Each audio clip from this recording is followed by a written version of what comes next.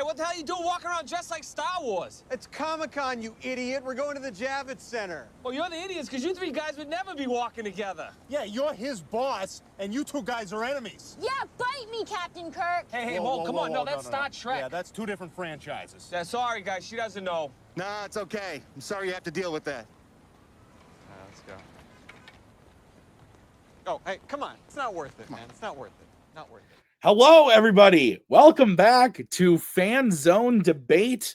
We're here. It's the end of the year. Big final act event stuff. Lots happening. It's very exciting. We got some title matches, other stuff going on for you today. We're kicking it off with this match. It's the Fanzone Debate title match. And I'm looking forward to it because we have the new champion, Amaru Moses. He defeated his arch rival, well, maybe not arch rival, but he won the belt against Kirk. It was very exciting. He is now a champ. Very happy for him, but he has to go up against Joe Farrelly, who is never made it this far in Fanzone Debate. He's made it to contender matches, but he's never made it to the title match, and he's done it. And this is a big day for Joe. He's had a lot of stuff today. Will that affect him here? I don't know. But just on the Fanzone side of things, Robert is here. Robert, I've missed you. I've been trying to get you back to judge. You're always so busy because, you know, you have a life. How are you doing? And what do you think of the match? I'm doing swell, Tim. I'm glad I could be here. This is the only way I would make a final act or whatever, apparently. As to judge, so that's great. But it is what it is. No, I'm looking forward to it. I know both of these guys pretty well. Debated against them both. I think styles, how it is their knowledge base coalesce amongst what it is they have. We're really looking forward to it. Brian, you also do have a life. But you're around here a little bit more. You've gotten to judge a lot of these matches leading up to this one, and I'm excited to have you here. What do you think about Rue being the champ going up against Joe? Well, my children are older teenagers, so I definitely have a lot more free time than these guys. So I'm always available. This match, looking forward to. I didn't receive payments from either one of them, so that means I have to actually listen and judge by the debate. It's bullshit, but here I am. Looking forward to it. Glad to see a title match. Doesn't have Kirk in it. That's fair. All right, let's bring in the players. We'll start with the challenger, Mr. Farrelly. Joe, as I stated, you've never made it to the title match, but you're here. You've made it now, and you're going to debate Rue. What are your thoughts? I'm really looking forward to this. I think everyone knows that Rue and I get on really well. I'm looking forward to this. I think we've debated once. We've sort of been competing sort of neck and neck across everything this year. I'm looking forward to it. And this is the one thing fandom related that I haven't won. So there's that. Yeah, that's that going for it. But yeah, I'm looking forward to this. I hope I do enough just to get one creative nickname from Robert Kastner here. I watch everything. And I'm like, I want one of those.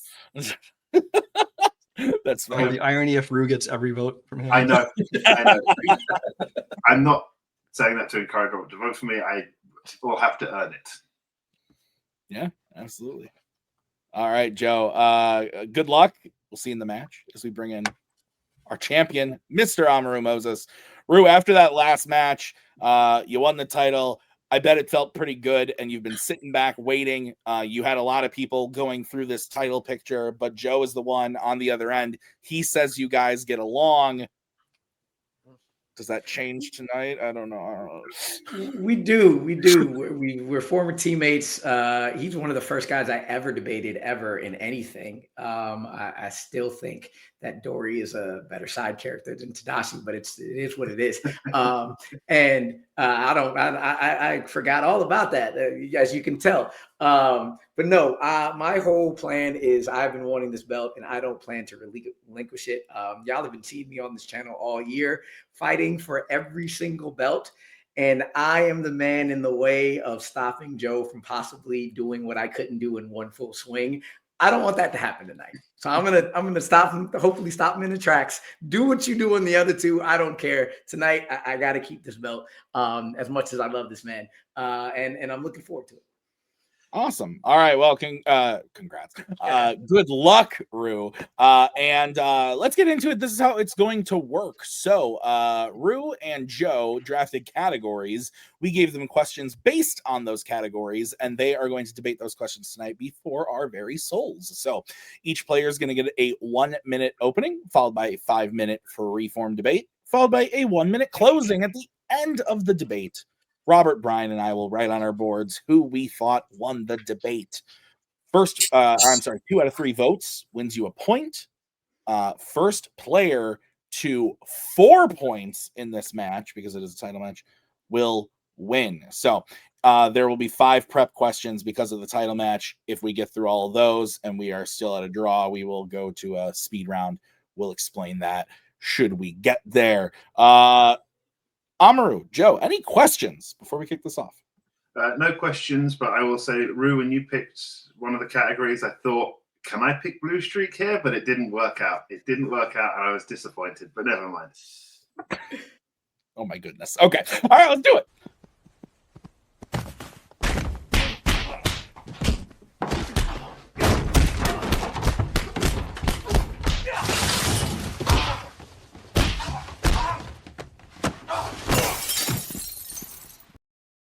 All right, we are going to kick this title match off with the first category, which was drafted by Mr. Moses in the category of actors and actresses. And your question is, which Sana Lathan film has the best main character?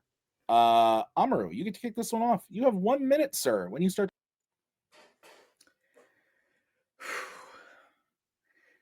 I chose Mike from the Wood because he's the quintessential coming-of-age character that you fall in love with. An awkward kid from North Carolina who moves to Southern California just looking to fit in, and you find him to be relatable, loyal, sweet, hilarious, but flawed because, like all of us when we were young, he makes stupid-ass decisions. But not like all of us, and not like all coming-of-age movies. He gets the consequences of those dumbass decisions without shying away from them or avoiding them, and he learns, grows. Then we see in the present day, and as we see in the present day cuts to him as an adult, he earns the respect from everyone around him because through his flaws and his strengths, he's loyal, sweet, and becomes one of the most trusted people amongst all his close friends and families. As the adult version is the only one asked to wrangle in his still dumbass friends. And we all have those, both dumbass friends and dumbass moments, making Mike the most relatable, fully formed, in-depth, and likable character because he earned it in a truly lifelike arc he goes through as the best main character in a Sana Lathan film. Damn it. Time. All right. We'll move over to Joe. Joe, you have 1 minute when you start talking.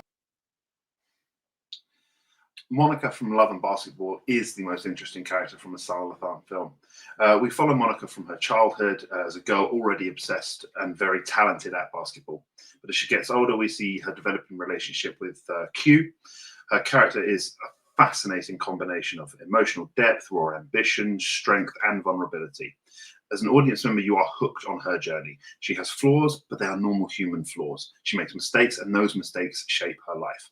Her relationships are complex. Her journey is far from cliche, and it feels unique. Her character is at its simplest, and it gives us something rare in film. The story of a Black female athlete, and at its core, she is human and relatable, and is a character whose struggles feel real and whose victories feel earned. From the off, she is about basketball. You think no man is going to get in her way, and you root for her. And then you get this dance scene, and the way she looks at Q in that dance scene, you still root for her, but on a completely different journey, and you root for her both journeys. Time. Okay, great. Gentlemen, 5 minutes when one of you starts talking. I will throw up the 1 minute warning when the time comes. If you're talking over your opponent, I will throw up the let your opponent talk. Don't make me do that. It makes me sad. 5 minutes when one of you starts.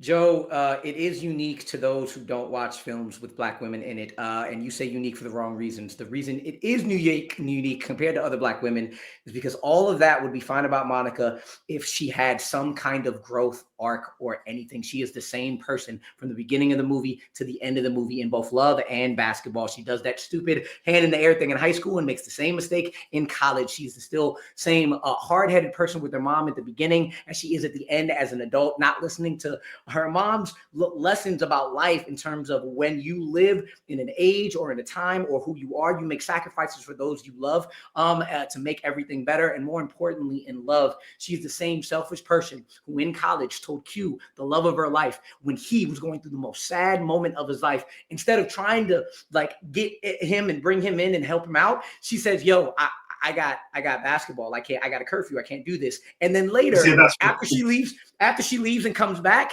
she goes up and stays in the same city and breaks up the man's marriage. She is selfish and the same person from beginning to end.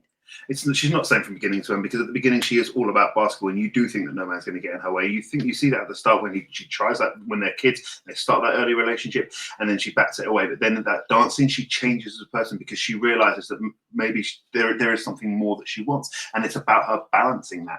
I actually think Mike is quite a boring character without Roland and Slim around, and I think one of the most interesting things about him, apart from those two, is his relationship with Alicia. But the problem with doing it in those flashbacks is that you only get tasters of that relationship. You get them sort of courting at the beginning, and then it cuts away, and you cut back, and it's it's just a 3-week fling, and then you cut away from that, and she gives him the sympathy lay, and then it cuts away from that again. Everything that you want to see about their relationship, you don't actually get to see. You see the beginnings of it. You see these little tiny things that I think are interesting, but you don't get enough of them because it cuts away, and it's another flashback, and it's years later. And I think that's the biggest issue with it.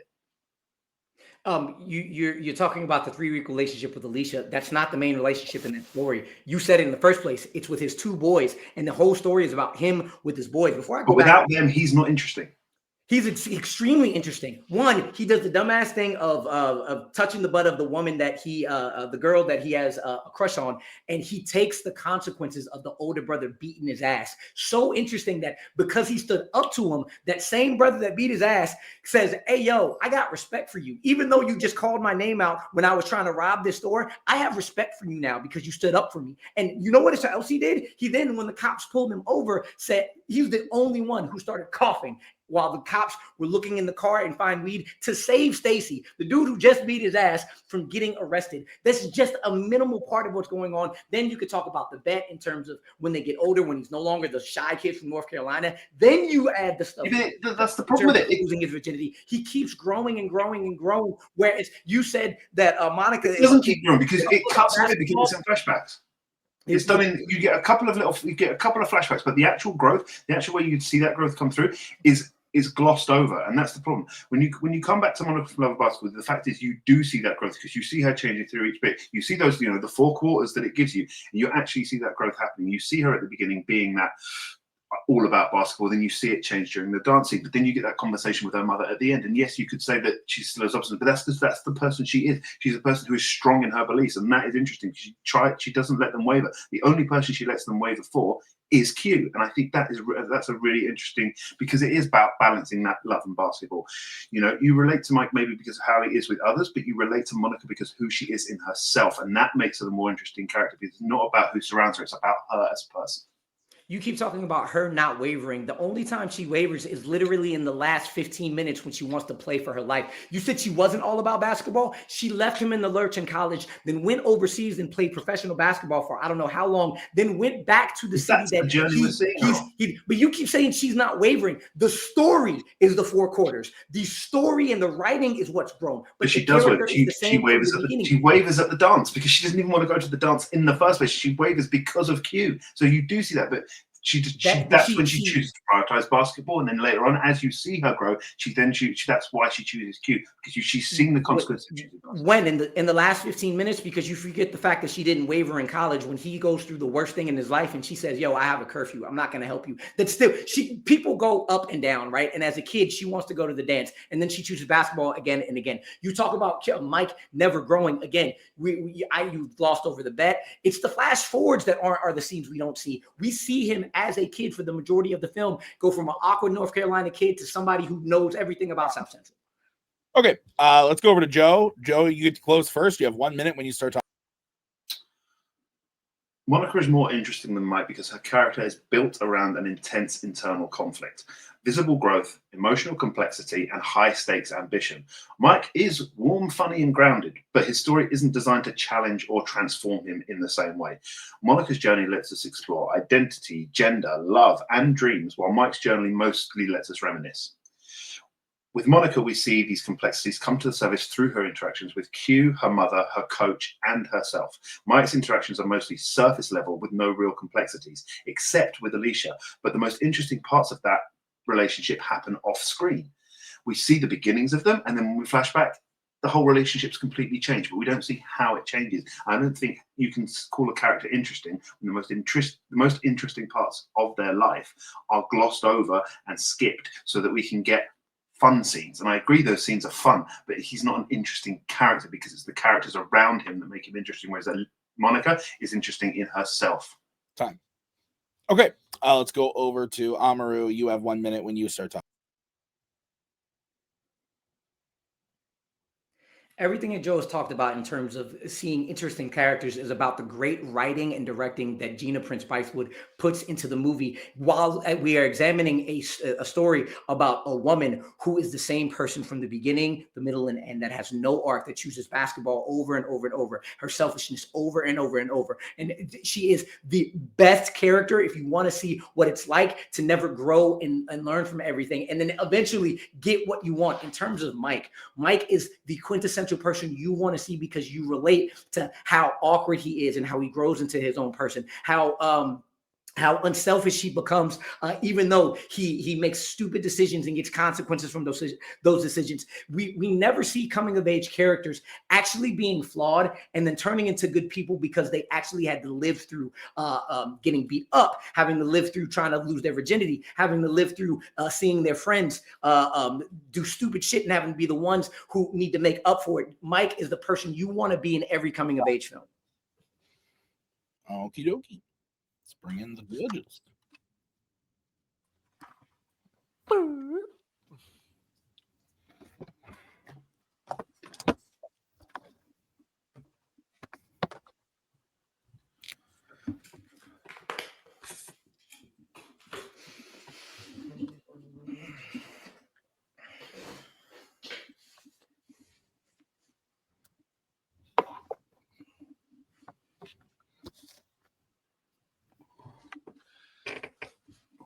Okay.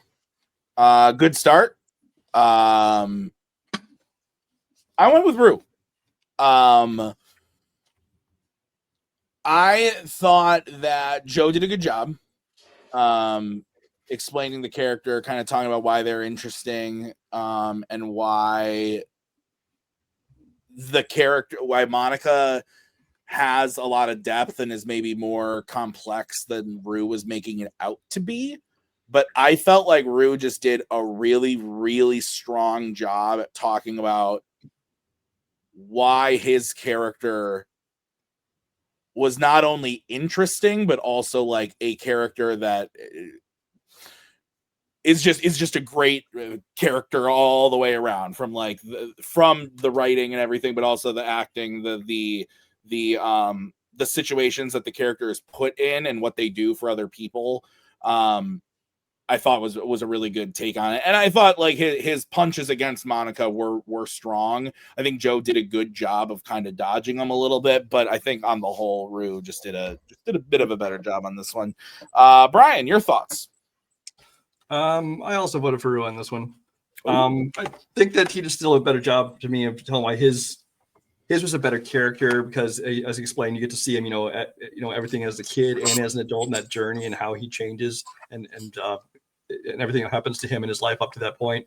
And so how the movie just kind of gave us more to latch on to with that character, making a better character. Monica's an interesting character, but it feels like it's more just like a snapshot of one section of her life. Okay. Robert, your vote doesn't count. Where would you have gone? I felt like Rue came out throwing a flurry of punches, like at the beginning. I think his knowledge and his connection, I think overall to Mike as a North Carolina kid, and that's kind of Rue right now, sort of holds up. And then Joe got to the end, and Joe made some very salient points, which I thought sort of pushed him further close to like a 50-50. And then Rue just sort of brought it home. I think Rue's knowledge base, he just sort of hit him with. So I went with Jack Ruby, the guy who shot Lee Harvey Oswald, because Rue kind of shot Joe. This was like the first shot. That's reasonable. Oh my goodness. All right. Let's get into the next one. Rue is up 1-0. We're going to go to the next question, which was in the category of family films. Your question is, which 1980 to the present Christmas movie has the best ending? We are going to start with Joe on this one. Joe, you have 1 minute when you start.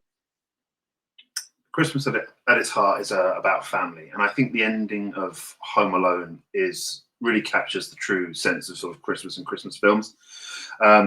It gives Kevin and the audience this true sense of the importance of family. You know, after telling his family that he wants them to disappear, and he's accidentally left behind, he goes through this whole ordeal with Harry and Marv. He thinks his wishes come true, but everything from his ordeals with Harry and Marv and his dealings with old man Marley, he comes to truly understand how much his family and most of all his mother actually mean and how important they are. And when they reunite at the end, it is soft and it is warm, it is emotionally resonant. The return of his full family and their surprise at the cleanliness of the house and how much he has grown as a person. Then looking out the window at old man Marley reuniting with his family, and it sort of shows the impact that he has had on others and how much just small little moments can have impact on others. And I think the final beat is a comedic one as well, and his brother reaction to finding the state of the room, and I think it grounds that ending, and it ends on a simple comedic beat, but it's a beautiful ending. Okay, we're gonna move over to Mr. Moses. You have 1 minute when you start. All the endings of Christmas movies kind of feel the same. Wholesome reunion, heartfelt music, family joy, belief and hope, and all of those same tropes that make us feel warm and fuzzy inside. So when thinking of what's the best Christmas movie ending, I always go with the one that sticks out to me, and that's the ending of The Santa Claus. It still has all that stuff we love in Christmas endings: whimsical music, magic bringing hope and belief back to the masses, and everyone accepting their inner child, with the gifts presented to Charlie's mom and his stepdad that put a realistic caveat for a lot of children, that we don't always go back to the way things were to be happy, and children can accept and love the next steps, since Scott and his family don't get back together. Instead, they stop doing the things that broke the family up in the first place, especially Scott. Learn and live with those consequences in the new normal, and joy can still be found and preserved. Plus, I love the addition of the elves being there at the time, because we usually don't get those characters like witnessing those kind of transformations. You get all the feels you normally do in Christmas endings, but the Santa Claus ends with the understanding that there are multiple ways to have a joyful Christmas ending. Awesome. All right, guys, 5 minutes when one of you starts talking. I think my main issue with the ending to the Santa Claus is that the main thing that we're sort of focusing on is that relationship between Scott and Charlie, and that sort of acceptance of him being Santa, and all that sort of stuff.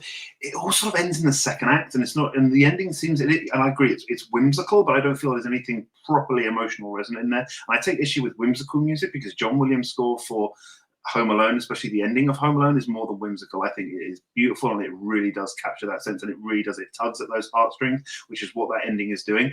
But just to end on, and that final little comedic beat of Kevin, what did you do to my room? It just grounds that film, and it just brings everything around that. Yes, Kevin has been through this thing, and yes, he has changed, but also he's still a kid. And I think that everything about that ending to Home Alone encapsulates it, whereas yours is just a little bit more of just a little comedic note with the presents being dropped down, like the weenie whistle and all that sort of stuff. I feel like it's just the true ending of the big main story happens more in the second act than the ending of the actual ending. I'm not comparing anything to John Williams ever. Both of them are whimsical. We still have the Christmas bells. You feel it when it happens. I always thought Santa Claus, while Charlie and Scott were very essential, again, it's about moving forward and on and accepting who comes back. That's why you have when Charlie tells his stepdad, "Don't worry, you're just remembering your inner child," because it brings everybody in together. And that's what the Santa Claus is really about. And that's why it's different, because it doesn't have to just be the two of them. It has to be Charlie knowing, now I have a Santa Claus dad and a stepdad and my mom and all of that. And you talk about a comedic point when Scott takes Charlie on the trip and his mom says, "No ocean, Scott, no ocean, Scott." It's really funny and it's really cute. My issue with Home Alone is really, like, when we look at it in the big picture of things now, it's so similar to others. But more than that, in Home Alone 2, all that ending goes to shit. They left him again. And freaking Kevin goes back and sees a stranger who he thinks he's scared of and is scared of them again. He doesn't learn anything from the endings of the original movie, and it all goes to shit when you think about it in the grand schemes of things. Yeah, but you could say that with the Santa Claus too. It's like, oh, he has to find now he's got to have to accept his stepmother as well and bring in that family. So you can sort of make those same arguments with that. But it's more than just the ending with Kevin and his family in Home Alone. It's that little stuff of Old Man Marley as well, because that whole stuff is, he's a serial murderer and all this stuff. But then they have that conversation in the church in the second act, and that final ending brings it home. The ending with Kevin and his family tugs at the heartstrings, but when he looks out that window and sees Old Man Marley reuniting with his family, that is where the real tug starts to go, because that's more than just Kevin and his family. It's Kevin's impact and what Kevin bringing on what he learned to Old Man Marley and seeing the impact that has, that little wave that he gives him. And I think it's such a beautiful ending that really does encapsulate the spirit of family at Christmas, which makes it the best ending of a Christmas film.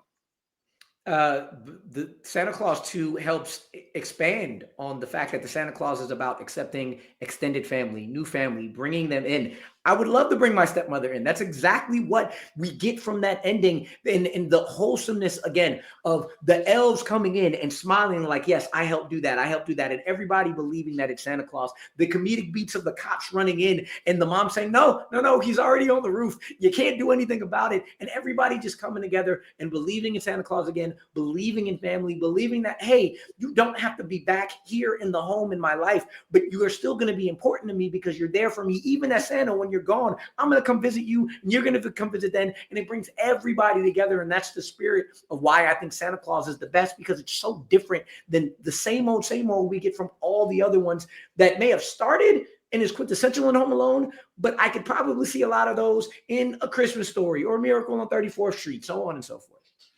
Yeah, but I think one of the biggest issues with the ending to the Santa Claus is that those resolutions, they come from the new magic and the power of Santa that Scott has discovered. Whereas with Kevin, it's about who he is as a person. It's not, I think your movie mistakes magic at Christmas for the magic of Christmas. And I think that's a very big different thing. The characters and who they are don't really change that much. It's because, Scott now has this magic and he can give these presents, and that's what brings them together. Whereas what really should be happening is it should have been something that was already there, a lesson that they've learned about who they already were. Whereas it's more about who Scott has become because he's managed to get this magic. And I think it's a little bit of a cop-out. The funny thing is, though, that like Scott goes from a workaholic who doesn't see his son to a workaholic as Santa who makes the time for his son. That's the thing. The magic is there to unlock the parts of you that you're good at and make you fit into your family. With Neil. I'm talking about more with Neil and his ex-wife. That sort of stuff, that acceptance only becomes because he now has the magic, not because he's changed. Okay, we're going to start with Rue for closings. You have 1 minute when you start. The Santa Claus is full of Christmas magic, and Christmas magic isn't just the magic that of him turning into Santa Claus. It's all the things that the metaphorical magic makes you feel and makes you understand about your life. While things like being a workaholic may help you in some aspects, but you can balance that life. You can balance the negative and the positive. You can take things that you've done, deal with the consequences, and grow from them. So that's why I love the ending of the Santa Claus, because that magic makes him understand, oh, wow, the things I were doing with what I do best was not good. I'm going to change it and do it for the good and bring everybody in and bring the stepdad in and make sure that Charlie knows, while I'm not going to be there in the home, I'm still going to be your dad, and I'm going to accept everybody who's there for you. So Charlie can understand, hey, life isn't always the same cookie cutter box thing, but I can still have that joy and I can still have that presence. Whereas in Home Alone, it's the same cookie cutter one that we see in a whole bunch of other ones. And again, once Home Alone 2 comes along, the same mistakes the mom makes, she makes again. And Kevin is still scared of the old lady. What did he learn? All right, let's go over to Joe. Joe, you have 1 minute when you start talking. The ending to Home Alone is the perfect resolution to multiple story points. The reconciliation of Kevin and his family, the maturing of Kevin as a person, the reunion of Old Man Marley and his family, plus ending on this great comedy, callback comedy beat. The Santa Claus, while having that comedy beat, fails to incite any kind of emotional catharsis, as the real emotional heart of the film has already been resolved at the end of Act 2. A family reuniting after a trying ordeal and surrounding each other is the true magic of Christmas, and that's what Home Alone gives you. The Santa Claus shows us the magic used by Father Christmas, or Santa Claus, but not the real magic of Christmas. The simplicity of that hug between Kevin and his mum, with John Williams' score swelling, it gives us that strong sense of family and Christmas, making it the best ending to a Christmas film. I think you can have all these other things there, but I think you can say that it's cookie cutter and it comes from other things. But when you take those things, those true meaning of Christmas, and you do it better than anyone else has, that is a perfect ending. Okay, let's bring in the judges.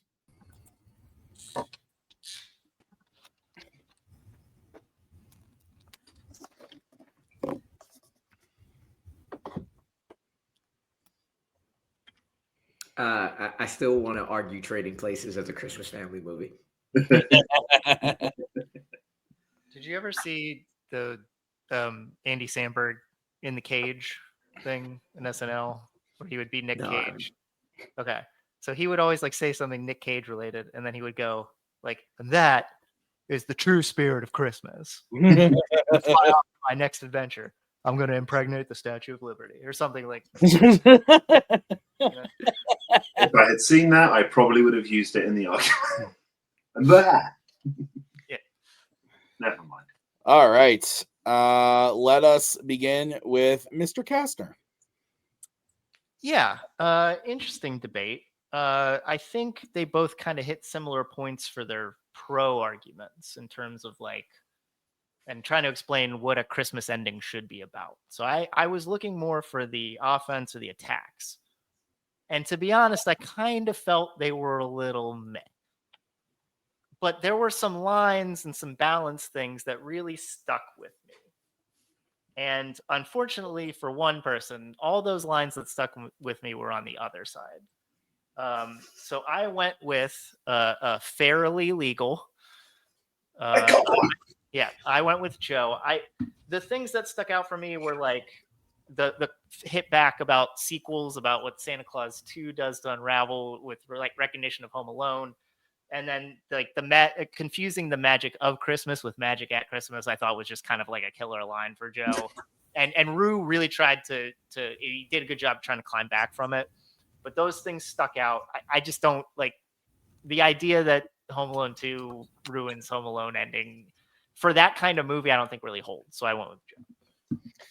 Yeah, I agree with Robert. This was good though. I thought that Rue did a really good job for the Santa Claus. I actually like the Santa Claus quite a bit. Home Alone.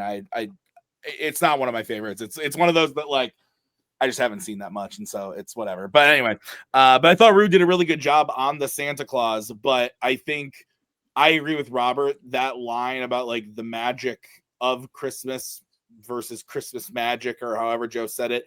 I think not only was a killer line and like it sounded pretty cool when he said it, but also it painted the picture, and he just explained it of like how in the movie like you could misconstrue that like Scott only does or reconciles with certain people or does certain things because of the powers that he gets, whereas the lessons learned and everything from Kevin in Home Alone, it really packs the punch for a Christmas ending. So I went with Joe. Brian, your thoughts?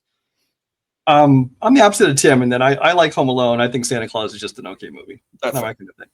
I will say I appreciate that both of these people picked movies that were definitely Christmas movies. Didn't have to have that debate on what isn't a Christmas movie. Yeah, I'm tired of it. If you want to talk about what's family and what's not family, I don't care about that. I actually went for Rue on this one again. I think that I think he did a better job of telling me how, his movie still has the traditional, the reunions and the feel-good ending, things like that, but it offered something, a little more, something different that you don't get in every Christmas movie, with him kind of accepting his new role and reconciling and his whole new relationship with his family. And I just thought he told me why his stands out a little bit more instead of just another Christmas family ending. I will say that I think there was a little too much talk about sequels and how they affected this first movie, because I'm just looking at this movie's ending. I don't care in the grand scheme of things. So that didn't really affect me at all, but I voted for Rue. All right. So Joe has tied it up. It's 1-1. We're going to move on to the next question, moving right along, as a bear and a frog once said, into the category of Law and Order. This is drafted by Rue. Your question is, which 1995 to 2003 Law and Order film has the best action scenes? We're going to start with Mr. Moses. You have 1 minute when you start talking. Rush Hour has the best action scenes because of the legend that is Jackie Chan, who you could arguably partially directed all the various car chases, motorcycle chases, foot chases, explosions, shootouts, fight choreography, one-on-one fights, two-on-many fights, one-on-many fights, and numerous practical stunt work that with axes, pool cues, machine guns, food trays, motorcycles, cars, buses, vans, bombs, priceless artifacts, chairs, belts, and every manner of environment that, most importantly, you can actually see fully and clearly and is enhanced by its amazing comedy and character work to create an endless loop of all those scenes aspects, supporting each other to make the action more than just, oh yeah, it's fill in that blank scene. You remember Lee trying to save the artifacts while fighting three guys. You remember Carter dropping to the ground to kill Sang. You remember Carter climbing on the back of the bus. You Lee yelling, "I don't want trouble," while whooping dude's ass. And Lee and Carter doing the patty cake in the Fu Chao restaurant. And Juntao falling in his death and quoting, "You know he did." Because the best action scenes are not just action for action's sake. It's amazing action enhanced by everything that makes the film and those scenes great. Fine. All right, awesome. Let's move over to Joe. Joe, you have 1 minute when you start talking. Bad Boys 2 has the best action sequences in any Law and Order film released in that time period. While Michael Bay has often been criticized for his incoherent action sequences in films like Transformers, I think here he's firing on all cylinders. From epic shootouts to adrenaline-filled car chases, Bad Boys 2 has it all. Bay masterfully directs these sequences using different styles to put us at the heart of the action. The slow-mo bullet follow as it tears through Marcus's arse and KKK members' necks is unique and thrilling. The sweeping shot through a gang den allows us to feel part of the action and sets up all the stakes perfectly. When he wants us anxious, he does that. Bay directs the action to fit the mood of Mike and Marcus. When they're in chaos, it is chaotic. It is frenetic. When they're in control, it's smoother. It's more visually coherent. You are able, and I think that's the key thing. When the scenes are chaotic, you feel that chaos. You feel in the middle of it. But when they are in control, like in that gang shootout, it is smooth, and you know exactly where everybody is. Right. Perfect. All right, Rush Hour, Bad Boys 2. 5 minutes, and one of you starts. Joe, there's a reason why last time we argued Bad Boys, we both picked Adil and Bilal films and not Michael Bay, because when I thought Bad Boys 2 was the greatest action movie ever, I went back and saw that it's actually Michael Bay at his most, throw everything at the wall and just cut after cut after cut after cut of absolute seizure-inducing chaos at its worst. It literally is explosion, gunshot, woo, Mike, Marcus, crash, shot, ooh, cut after cut after cut. And the only thing you can tell from Michael Bay is the circular shot that he does amazing with. After that, it is nothing but scene after scene and cut after cut of where are we, what are we doing, and why in the hell is that happening multiple times? You're saying you know where everybody is. There are at least two different things I can point out before I let you go that I am like, how in the hell did that happen? Because I don't know why it happened, because it's edited the shit and you don't remember any specific things. You just remember, oh, that's the house blowing up scene, or that's the favela scene, so on and so forth. No, see, I disagree. That I'm going to go specifically to the gang shootout in the house, because Mike, especially Mike, he's in so control. He's in control, so that therefore the action is smoother. It puts you in that more calm state. You're watching the action sequences. You have that sweeping shot. You know where all the bad guys are. You know where Mike and Marcus are. You can see he does the little trick with the mirror and putting the thing through the hole in the wall. It's in control. Whereas when Mike and Marcus are in situations where it is chaotic, that action is more frenetic. It is more chaotic, and it puts you in the middle of it. Yes, I think Jackie Chan is great at choreographing hand-to-hand fight scenes. Probably one of the best, but that's pretty much all Rush Hour is the hand-to-hand fight scenes. You don't get these epic car chases. You do not get this sort of frenetic shootout. You feel more like a spectator to the action, whereas with Bad Boys 2, you feel like you're in the middle of the action. I'm giving you the one thing I said was the spinning scene, except for the fact that when Marcus is in the bathroom, there are literal bullet holes behind his head. And I'm questioning what editing made me think that he can miss that. And then I'm going to add the second part where I was in the biggest scene, the boat scene. That's all I know about, the boat scene. The one part I remember is when for some reason Marcus is in the car, they cut it, his head's outside the car, They do a thing over his head, and he comes back, and I'm like, why in the world did you stick your head out? Because Michael Bay's editing is so choppy and ridiculous that you don't know what's happening. He stuck his head out to give you that awesome over-the-head shot with the car flying over. That's why. Makes no sense. It doesn't. Why would you do that? It does make sense. It is an action sequence, and Marcus is panicking. That's the thing about Marcus. Mike is in control. Marcus is the panicker, and that's what gives you that difference. I think the problem with yours, like I said, you've just really got the hand-to-hand combat scenes, which are well done, but there's no variety in there. There's only so many times you can see Jackie Chan using props or using the things around him in order to do that, and sliding through things and being quick. There's only so many times you can do that. I think the focus of Ratner and Chan in these action sequences is more timing and humor, and it's not intensity. And from an action sequence, I want that sweaty palm, that I want to feel like I'm in the middle of it. I don't get that with the Rush Hour action sequences. I think they're well choreographed. I'm not going to take that away, but I don't feel that. I don't feel that intensity. I don't feel the palpitations when I watch those action sequences. Whereas with the ones in Bad Boys 2, I do feel those things. The action is choreographed like a kung fu comedy, but Bad Boys 2, it is a war film, and you are in that. You're in the middle of that. The very first action scene in Rush Hour is Chris Tucker blowing up the back of a car. You want to talk about? There's a motorcycle chase of Soo Young's daughter running away. And it blows up.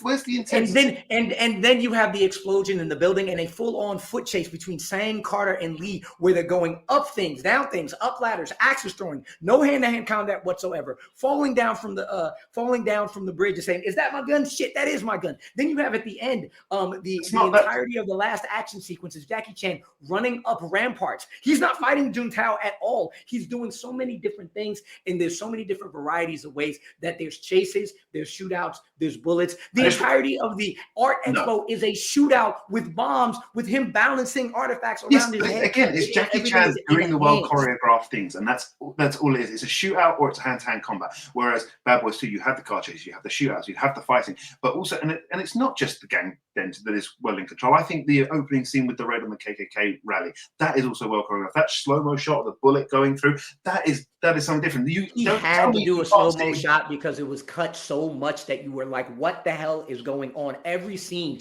is cut after cut after cut. The tracking bullet shot, there's not a single He needed one to bring everybody back together because we didn't know where we were. Exactly. He did it once and then he went on to something different. Whereas your scenes, it's just, let's do that again. Let's do that again. Let's do that again. That works. Let's do that again. How is pool cues and that it's a different prop. It's a different bombs? Okay. Joe, 1 minute when you start. Bad Boys 2 puts action at the forefront of what is presented on screen. Rush Hour is a buddy cop comedy first and an action movie second. Bay shoots his action sequences to feel epic, chaotic, and immersive, putting the viewer at the heart of the explosion and giving them that sweaty palms, eyes wide open viewing experience. Ratner's action is designed to showcase Chan's stunt work and to be family friendly. The editing choices of Bay are done to make it feel frantic and chaotic, but when the scene requires stability, you get it, like in the gang house shootout. Bay shows a range of different action styles that showcase spectacle and destruction. Ratner and Chan may show us different moves, but the style remains the same throughout. There are only so many times you can see Jackie Chan using something around him as part of a fight, whereas in Bad Boys 2, you have these epic car chases with the boats flying or with the bodies flying. You have these epic shootouts like at the KKK rally or in the gang den. I think there's much more variety and it's all intense and bombastic. Okay, let's move over to Amaru. You have 1 minute when you start talking.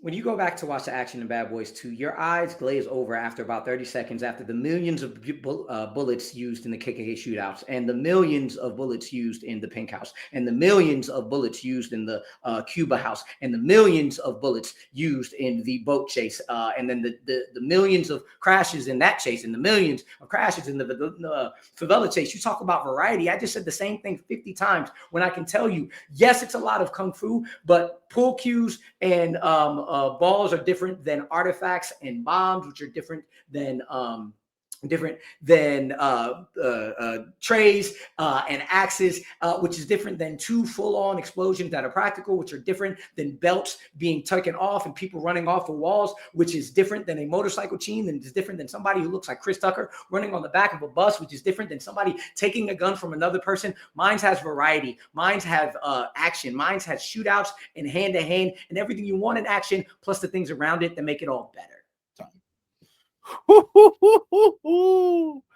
That was good.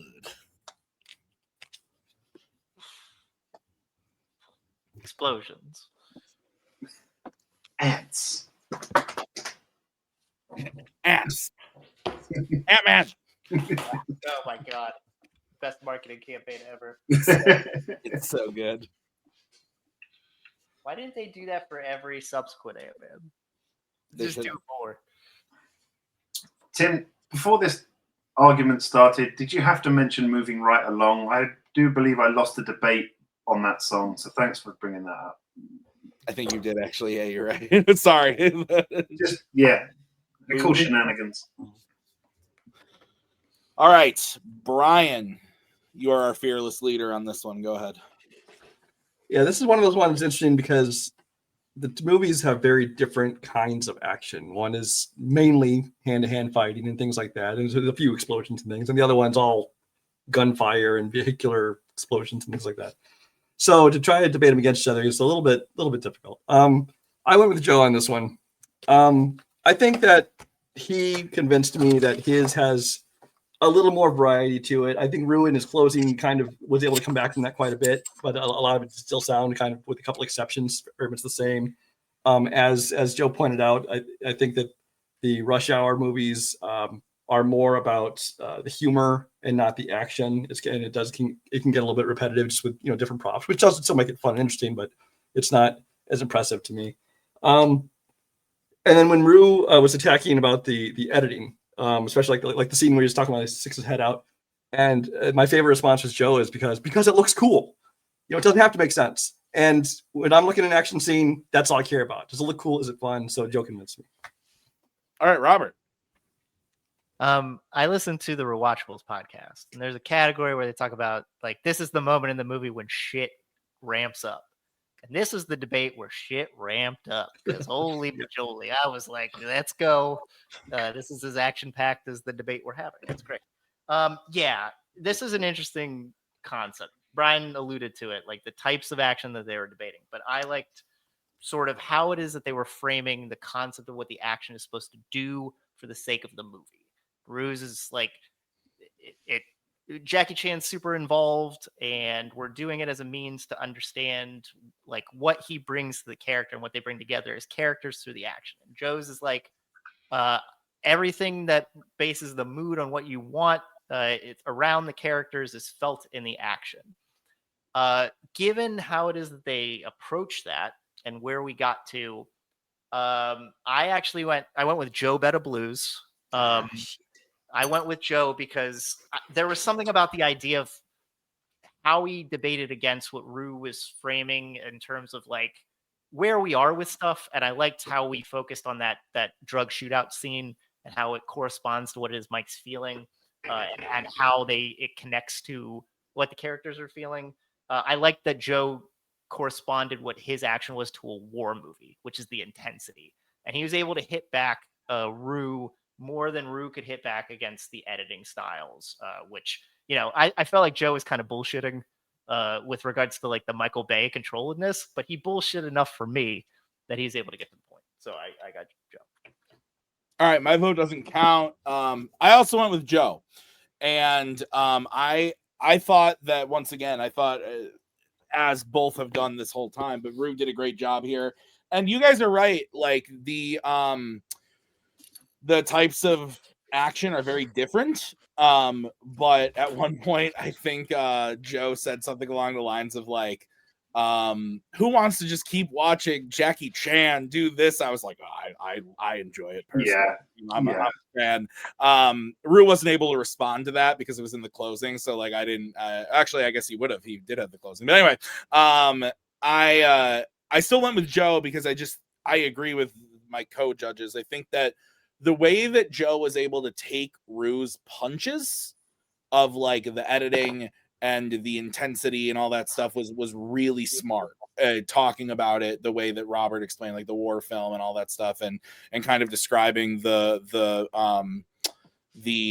action as elevated almost. It was nothing to take away from Rue's scenes and action scenes that all sound entertaining, fun, which it is. It's a great movie. It's a funny movie. But I think that Joe just hit it more on like why the action specifically is just so much better in Bad Boys 2. So I went with Joe. Joe wins the point. So Joe is up 2-1 as we move into the next category.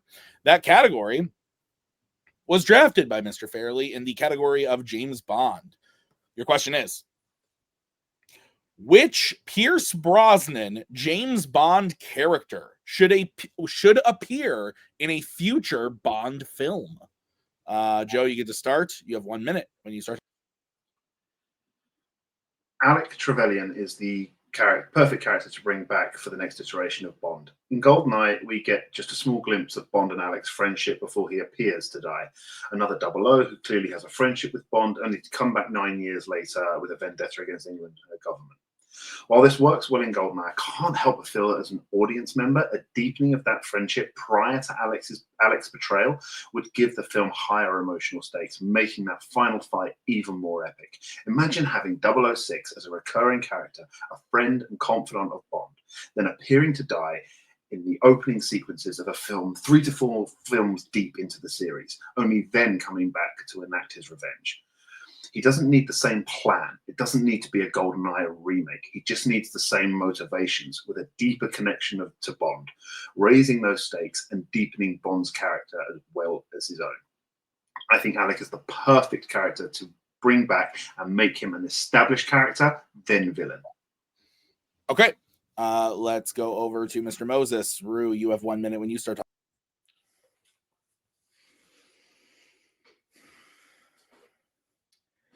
While we're waiting to see what Amazon does with Bond post Greg, and everyone argues who should fill in 007 shoes, I think the perfect answer to what to do next and to this debate question is to have Pierce Brosnan come back as a titular spy, but this time as old man Bond. We need a connecting palate cleanser between Bonds, and Brosnan deserves a much better send-off than he received. And being maybe the best balance of serious and camp in his good movies, allowing something fresh we've never cinematically seen with Bond, and allowing Pierce to give us that nuanced new look at what the spy would be as an older, wiser, much more I'm getting old for this shit, but still got the skills. Take is the perfect and maybe only character deserving of returning from the 4 previous Brosnan films. We keep seeing young or youngish Bond in various campy or serious aspects of his dead, not dead, retired, not retired, active, not active adventures. Give us the only thing we really haven't seen in this series and give it to the man who is now at the age perfectly to encapsulate every ranging aspect of what we love about the character in uncharted cinematic territory for these 26/7 Bond films. All right, gentlemen, 5 minutes when one of you starts talking. I think yours just tugs on nostalgia. I think all it really does is tug on nostalgia more than anything else. I don't think it develops anything. I think it's just like, I think it's a cheap thing to do. I think if you look at Bond in the 60s and 70s compared to Bond now and film now, I think character-driven storytelling is much, much bigger. And I think they failed with Blofeld to try and make him adopted brother and all this sort of stuff and try to fit in the other villains to make them part of Spectre. But I think if you can establish Alec as a friend, like Felix Leiter, but part of MI6, but leading to that eventual betrayal, I think that deepens Bond as a character, and I think it deepens the whole franchise as a whole because it's a new element to Bond that we haven't really seen before and hasn't been as explored as deeply as this. Unless I'm hearing you wrong, the exact definition of nostalgia is pulling back to something we've seen before. And all I hear you doing is remaking the exact same movie and doing it longer. So I don't know how that is nostalgia. I don't want nostalgia. I want nothing to do with the past. I want Bond being older. having to deal with the new world, Literally bringing having to back deal with history. everybody in the past is gone. M is dead. Like Judi Dench's character is dead. Alec is gone in the past. Zagowski is gone. Felix Leiter is gone. I want old man Bond dealing with this past, having to do with the new world, and how he would deal with that, not only as a new character in a new world, but at his age. I don't know what Bond is like past his prime or his slightly old prime. We've never seen that. There's no nostalgia here at all. Alec Trevelyan, you're basically pitching remaking GoldenEye. I literally said it's not a remake of GoldenEye. I said you give the character the same motivations. The whole plan is completely different. He doesn't need satellites. He doesn't need to rub everything. It's just his motivations. You can set it in a more. You don't have to do Lien's Cossacks. You can do it in a more recent geopolitical situation. And you're saying we don't know how Bond would react to M dying. Okay, we'll ignore Skyfall then. Or we only got. Or we haven't seen all his close friends playing. Okay, No Time to Die. Felix Leiter does. We've seen the way he copes with that. We have seen that. But I think it's not about redoing it. It's about bringing Alec Trevelyan in as a friend and confidant for the first film, and that is, it's 006, 007, and there is no hint of that betrayal. There's maybe the slightest hint of a betrayal coming with a difference of opinion on something, but later on you can bring that betrayal in, and that puts Bond in a different situation that we haven't seen him before. We've seen him react to his friends being killed, like Felix Leiter, or his friends getting very badly injured in License to Kill, but what we haven't seen is a full reaction to that betrayal. It's all done in dialogue in GoldenEye. I don't want it told, I want it shown. I want to see them being close friends. I want to see them working together, and then seeing that they've got that same training, maybe seeing that Alec is a little bit better at Bond at certain things, which we don't get in GoldenEye. And then when he comes to that, you tease the Yanis crime syndicate maybe as a little hint, but that you don't. It's not about nostalgia. It's a little hint, but for those who are new to Bond, it's bringing in something new, and that betrayal comes in later, and that's a deepening of the character of Bond. Yours tugs on the nostalgia strings, and it doesn't offer anything, because people aren't going to go to see the new direction. They're going to go to see Brosnan being back. So if I remember GoldenEye right, they're friends and confidants, and then he gets betrayed, and then there's some kind of plan to kill Bond. All I'm hearing you saying is taking that and making it into a series of its own. So basically it's a GoldenEye series now, which may not be technically a remake, but it's the same shit we've seen from Bond and from Trevelyan, just in a longer aspect. It's the exact same movie. I'm not looking to rehash M and all that. What I'm looking for is the years and years of trauma and action and friends lost and friends made and enemies killed. What does that do to Bond after dealing with all that as a man in his 70s and in his 60s and his 70s and his 80s? All of that, what does that do to him as a person when he deals with the world today? Both, you talked about if you're new, it's new to you. Both new and old Bond fans have never seen Bond at the age that Pierce Brosnan is, already knowing his history, not rehashing it. Because we've seen when older action stars come back, like in Taken 3, and like it's something that you don't like. It's edit after edit after edit after edit in action. But we've never seen it with Bond. Just because the people screwed up Taken and Taken 3, I want to see Denis Villeneuve dig into the psyche of old man Bond. Let's do that right now. We've seen the psyche of Bond dealing with trauma. That's pretty much all of what Skyfall is about. It's about the trauma of being shot by Moneypenny. It's about the trauma of losing him. You can get it when he goes to the house and you see and you hear about Kincaid explaining about everything that Bond. So Bond is good at the end of Skyfall. Then he's dealt with it and he's good. He's never going to deal with any of that ever again, especially because Felix Leiter. Oh wait, Felix Leiter died after that. How does he deal with that? And M and Vesper and Madeline and everybody that is. That's what No Time to Die does it, because you bring back the stuff about Vesper, all that stuff about the trauma and the stuff he's been through. It comes to the front. That Craig's movies did that. I want to see a deepening of the character how he deals with his friends.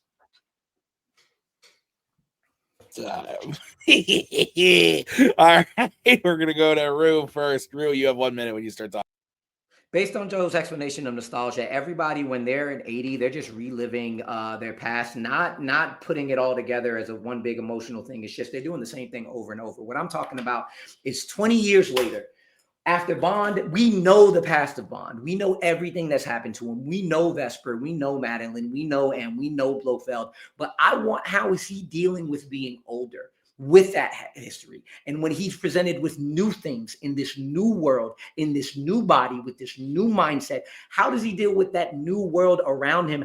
That's the story. We're not bringing anybody else back. We're not talking about anybody else except in maybe little things here and there. We're talking about a new story, but the Bond with all of that inside of him already. We've never seen an old man Bond deal with that. We've seen GoldenEye, and all I hear is make GoldenEye into a trilogy or a quadrilogy and do the same things that Alec did, just better, because GoldenEye, while great, could have been better. He just wants to flesh it out. You talk about nostalgia, that's it. All right, let's go over to Joe. Joe, you have 1 minute when you start talking. By bringing back Pierce Brosnan as Bond, all you're doing is undermining Pierce Brosnan's era as James Bond. I think the focus would be on Brosnan, but I think it would all be, let's hope we can recapture this. Let's hope we can recapture that. I don't think they're taking any direction. I don't think people are going to want to see it in a new direction. They're going to want to see Brosnan being as he is, and he can't do that anymore. I think by introducing Alec, you add depth and complexity to Bond, and by reintroducing him as an ally for at least one film, you create a whole new dynamic. We see the 00 program more than we ever have before. We see Bond with a friend other than Felix, but unlike Felix, this one is always leading to a betrayal, one that will be more impactful because we have seen that friendship. We've seen them we will see them save each other's lives. We'll see them joke about it afterwards. And as a villain, he will be Bond's equal with the same training and same knowledge, but it won't be just something that we're told. It'll be something that we've actually seen. We can see Alec being better than Bond, and that creates that new dynamic again. It's less nostalgia driven than just bringing back Pierce Brosnan. The first film with Alec, they could be allies, and the second he appears to die, the third or fourth he comes back as the villain. It's the same motivations, but it is a completely new story. Okay. Going to bring in the judges. Another spicy one, if I do say so myself. My answer would have been Dr. Kaufman. I could shoot you from Stuttgart and still create a proper effect. I want to know how he came up with that. Determined that's as far as he can go.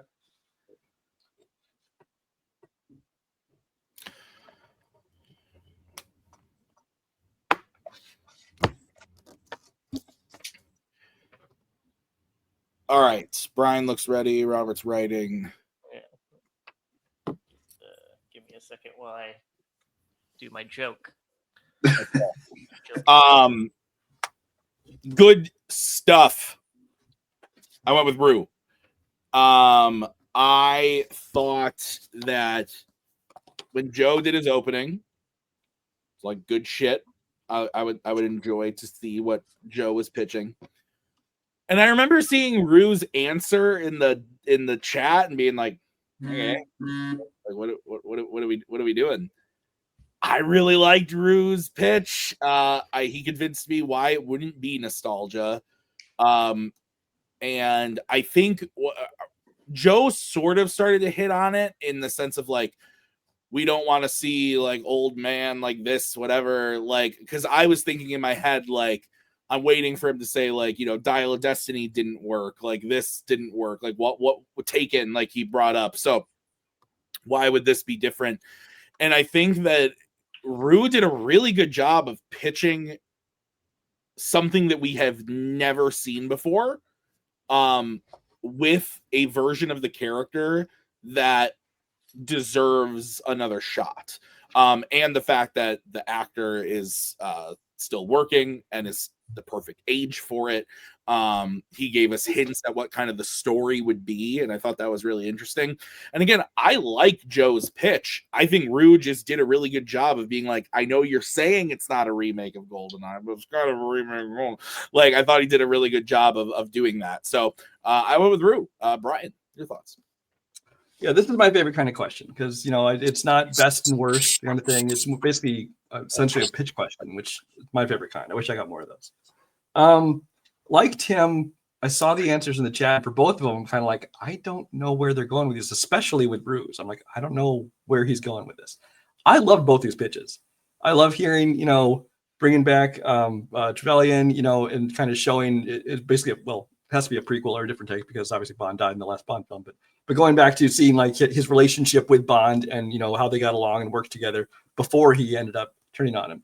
So I kind of like that approach to it. But then at the same time, I love the old man Bond approach, where it's not just, you know, bringing back Pierce Brosnan for another Bond. It's kind of showing different different sides of the character where, you know, he's older, he's dealing with everything that's happened in his past, the people he's lost, things he's done. So I really love both these picks. I did end up going for Rue on this one, just because as a pitch question, it usually comes down to which one sounds more interesting to me, and his sounds far more interesting to me. And I would also recommend, if you haven't seen it, November Man. It basically feels like Pierce Brosnan playing James Bond after retirement. So kind of is that thing. That is actually a very underrated film. I remember seeing that one. Robert, your vote doesn't count. Where would you have gone and why? This is exactly where I like to be, Tim, where my vote doesn't matter. Yeah, when I forgot what the choices were. I forgot what all these choices were, so I'm very happy that I didn't go back and look because it's fresh for me. Joe pitched a thing that sounded like awesome. He did it, and it sounded like it had legs and franchise potential and all these things. And then Rue came out, and I was like, yeah, but that's, you know, stuff happened. We've done that stuff before. And then as we got into the debate, I got a little muddled with what Joe was sort of talking about. And Rue kept hitting home a point, as you guys have already mentioned, where it kind of seems like we're doing the same thing. And yeah, Joe was trying to string it out that we weren't doing the same thing, which, yeah, we don't ever get to see like Bond young. Like we always hear about like his service record in the Navy. We never get to hear like where we got to this point. It's always just turned, it's never shown. So that's a cool concept. But I didn't think it got fleshed out enough to the point where I was like, yeah, it's definitely that. And Old Man Bond is something we haven't seen. So I went with Moses along. If you like moseying along, I went with Rue as well. I just thought like we got a little bit in the weeds with some things with Joe. And I thought Rue's was pretty straightforward enough. And yeah, Brian mentioned it. What is more interesting? And as this was sort of turned out, Rue's ended up being more interesting to me at the end. So I give him the point for me. All right. Note to self: stop using Alec Trevelyan in Bond arguments with Rue. That's fair. All right, we're tied up 2-2, so we're for sure going to a speed round today. And we're moving on to the final question of the prep round.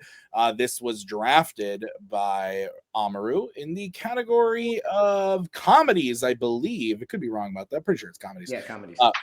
Your question is, which 1990s black-led comedy should get remade today? We're going to start with Amaru. You have 1 minute when you start talking.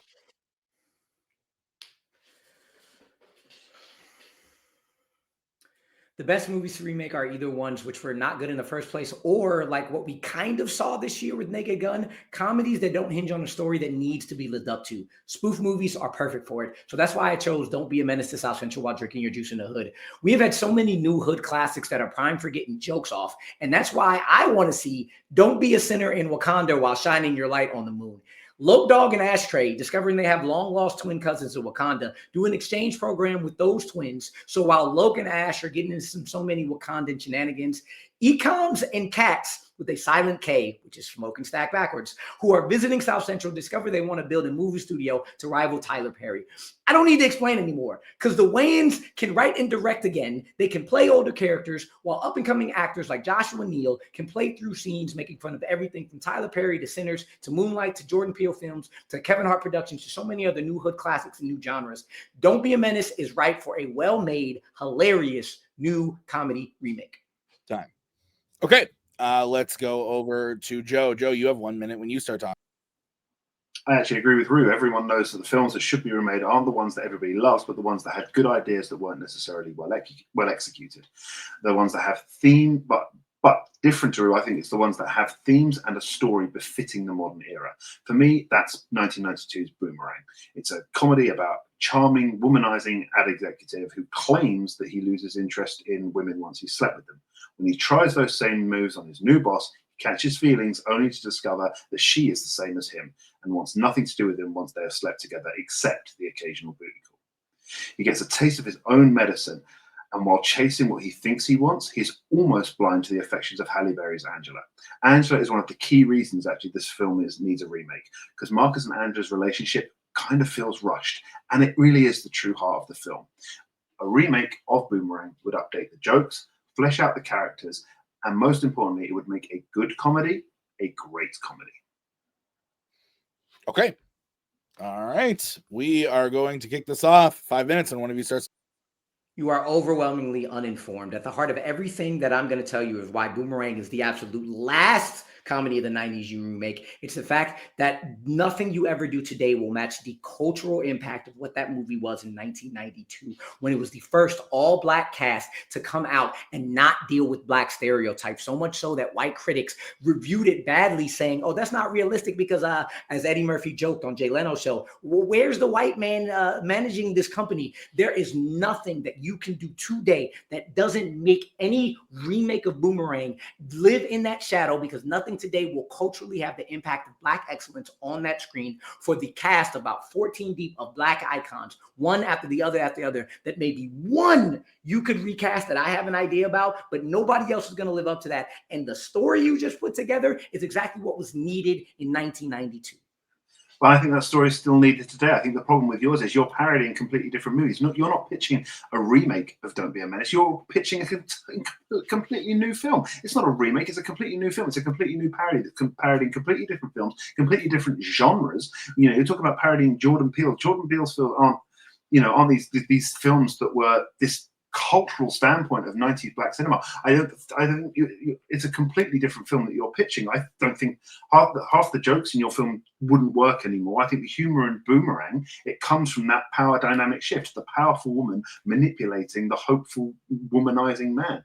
Twice in this case, in Boomerang, with Jacqueline and with Lady Eloise, which is with that scene is absolutely hilarious. And I think it's due an update, because we're still talking about the gender dynamics, the office culture, the Me Too movement, sexual harassment. These things are all culturally relevant today still. Whereas what you're pitching is a film that is a parody of completely different. You're pitching a sequel rather than a remake. A sequel rather than a remake would have Loke Dog and Ash being older people. What you need for a spoof of Don't Be a Menace is two black guys in South Central parodying hood classics, getting into shenanigans. Just because I'm growing out the plot to have two different things at the same time doesn't mean it's not a remake. It's parodying hood classics with two dudes in South Central getting into shit and parodying what hood classics were based off of. Spoof movies don't need to be exactly the same to be remakes. They just need to have the same. But Disaster Movie is a remake of Airplane? It's not Airplane. It's not the same characters. It's not the same. This is literally the exact same characters. You're taking the characters and you're putting them in a completely different story. It's not a remake. The remake of RoboCop, it is, the remake of RoboCop is essentially the same story. It's the cop that is injured in an explosion and going after the villains and taking down the corrupt government. That's exactly what you're pitching is a completely different story. Right, the story for Boomerang can focus on that Me Too movement, but it will keep essentially the same plot. The womanizer who's brought up against somebody who's just like him and almost misses out on the true love that he's going to get. The big issue I have with Boomerang, first off, again, Don't Be a Menace needs two black dudes and that are cousins dealing with stuff in South Central, and that's what I have in there. So mine is the remake. The big issue with yours is you want to bring up like the Me Too movement and people being able to deal with the womanizer. Who are you going to have in these roles and writing these films that's going to live up to how culturally impactful that movie was then? Everything you do, just like The White Man Can't Jump remake with slightly different plot points and different characters, not Sydney, and the House Party remake with definitely not Kid and Play in their characters, but slightly different with LeBron James now instead of Michael Jordan. The problem with that was nobody can live up to what was being made then with the cast. Nobody's Eddie Murphy. Nobody is David Allen or Tommy or Chris Rock or Eartha Kitt or Grace Jones. Everybody you put in there with maybe a really good story is not going to live. They're just going to be compared to, this is not culturally significant like Boomerang was, and these people aren't the same. You should just make a new movie. Make a new movie about womanizers. Period. Eddie Murphy is great in Boomerang, but he is much more subdued in that than you see him as more bombastic. That's why he's great in it. That's why he's great in it. You can bring in someone like Michael B. Jordan, you can bring who has got that charm, who has got that comedic timing. And if you want culturally sensitive, you want someone who can bring in that, who understands the cultural zeitgeist, you bring in someone like Donald Glover, someone who understands that, and see what the work he's done with Atlanta and how that hits on these cultural points, on the modern day talking points, and making it culturally relevant. Again, I'll come back to the point. I don't think the jokes in Don't Be a Menace work as well anymore. The Korean corner store gag, the message. Why are we doing the same jokes? The prison Why style. would we do the same jokes? So you're telling me you got to do the spoof comedies that need to be remade? You're don't spoofing do the different same films. joke. You're not They update. remaking it. You're not remaking them because you're changing the story, you're changing the motivations, you're even changing the films they are spoofing. I don't think what you're doing is a remake. I think what you're doing is a sequel because you're putting the same characters in, but a different story. Fine. Okay, we are going to start with Joe on this one. Joe, you have 1 minute when you start talking. Boomerang is a film built on themes that have only grown more relevant with time. Workplace power dynamics, gender role reversals, corporate representation, the modern rules of dating. The film's central arc, Marcus being forced to confront his own flaws when being treated exactly the same way that he treats women, remains one of the funniest and most insightful examinations of ego and vulnerability in cinema. Don't Be a Menace, while being hilarious and iconic, is also explicitly, structurally, and unapologetically a parody of a very specific moment in 90s cinema. Scenes like the missile-filled mail truck or Ashtray's father being younger than him, they worked because they spoofed Boys in the Hood, Menace to Society, Juice, and the entire era of hood dramas. That genre no longer sets today's cultural tone. A remake wouldn't be a revival, it would be a mismatch. That's why he's having to spoof other films, because it's not a remake. Its comedy is locked to its references. One film was a snapshot of a moment, the other was a blueprint for the future. If we want to make a remake that expands, we need to remake Boomerang.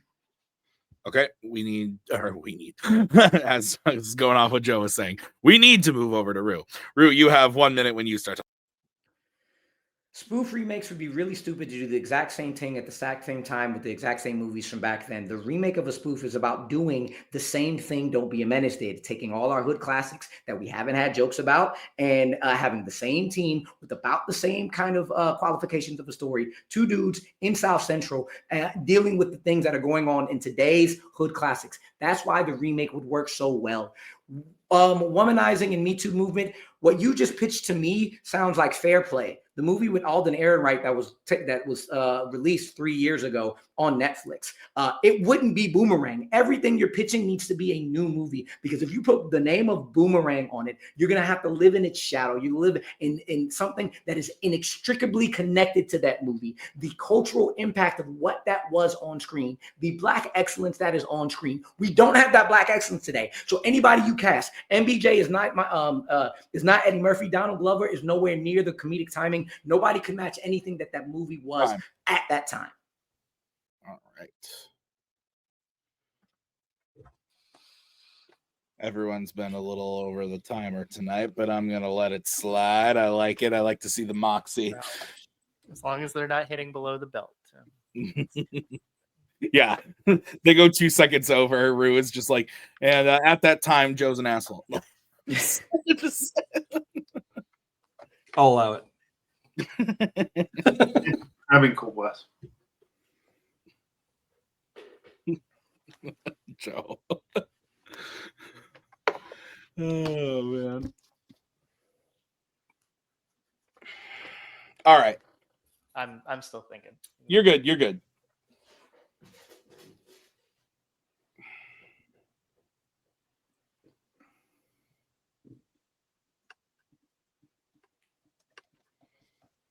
This was the one where I thought he was gonna say what is the best, and I was gonna have to make you say that Blue Streak was a bad film, and it didn't pan out.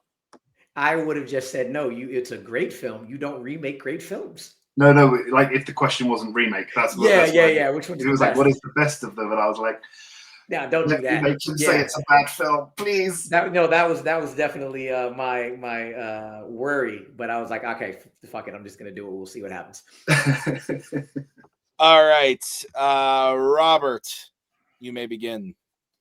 Okay. Think things are getting, and that's fun. Getting what? We can't hear you. Sorry. There we go. Tested. Cool. It's getting a little testy. That's fine. We're into the fifth debate. It's supposed to be like that. We're getting into crunch time. It's 2:30 in the morning. No, well, everybody's got problems. Yeah. Anyway, how I'm looking at this is I kind of feel like somebody was just on point, like super on point, and they brought in a lot of information I was unaware of because, and I've alluded to this before, I'm a stupid white guy. I don't know things. So I went with Amaruskis. because I just think he had so much information. He just sort of snowballed Joe. It's like having a title for a pitch, getting to a point where just understanding that like Boomerang doesn't have the same sort of impact. It won't, based on where we are at the time. Bringing in stuff from outside, stuff Eddie Murphy had to deal with. When he talked about like Eddie Murphy's understate, like he was great in it, and you can't, like Joe tried to use that as an argument, and then Rue came back with it. I was like, he's right. I mean, just because he's not the same bombastic Eddie Murphy, it doesn't mean it's not hard to follow, because he's a good actor in and of himself. So all those things, Joe did a good job explaining how he could bring what he wanted to into this era, but I think Rue just was an avalanche in this one and just overtook him. So yeah, I also went with Rue. I thought it was funny in the openings. Rue did his opening and had a pitch ready. He was ready to go, and he ran for it. And I thought from back, I could be wrong. Don't correct me if I'm wrong, but I thought I saw the light leave Joe's eyes. Like he was like, "Oh shit!" Like Rue is coming out hot, and I thought Joe did a great job. Like again, this was surprisingly, I've seen both of the movies in question, and once a piece. So it's not like I'm very well versed, but I knew enough about what we were talking about. And I thought I was interested in both ideas of a remake. And I liked Joe's attack of kind of like, it doesn't sound like you're remaking. It sounds like you're just doing something completely different.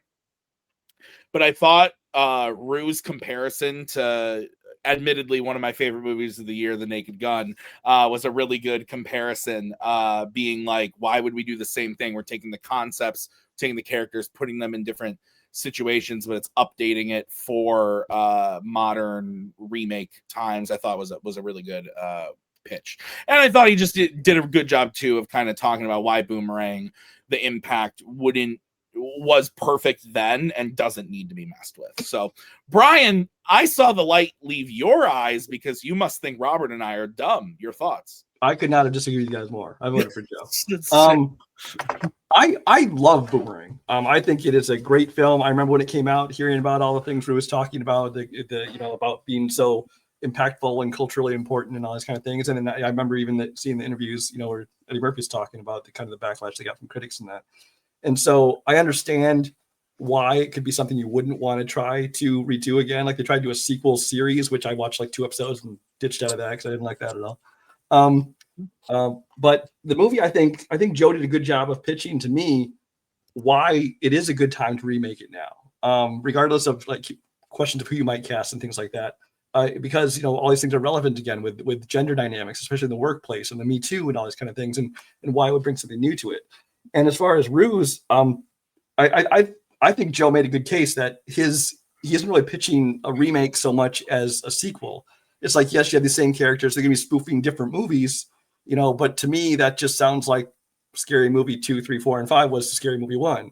It's the same concept, but you're just spoofing different movies of the genre. So yeah, Joe I thought was a clear winner. So that's why we have 3 judges. That's fair. All right. Rue is up 3-2, which means here's the sitch. We're going to the bonus round. There are going to be 2 bonus round questions. There are 2 bonus round questions prepared. Rue needs to hit 1 to retain the belt and win the match. Joe needs to hit both in order to win. So what I did was I randomized which side of Fanzone was going to go first or second in this, either fandom or general movies. I then randomized the categories from the remaining categories that weren't used in the main round.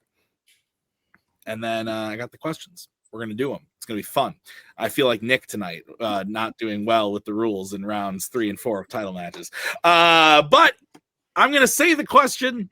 Gentlemen, you will then get to answer the question aloud. Once you have answered the question, whoever goes first is going to whoever says the answer first is going to go first. You're each going to get 45 seconds, followed by 30 seconds.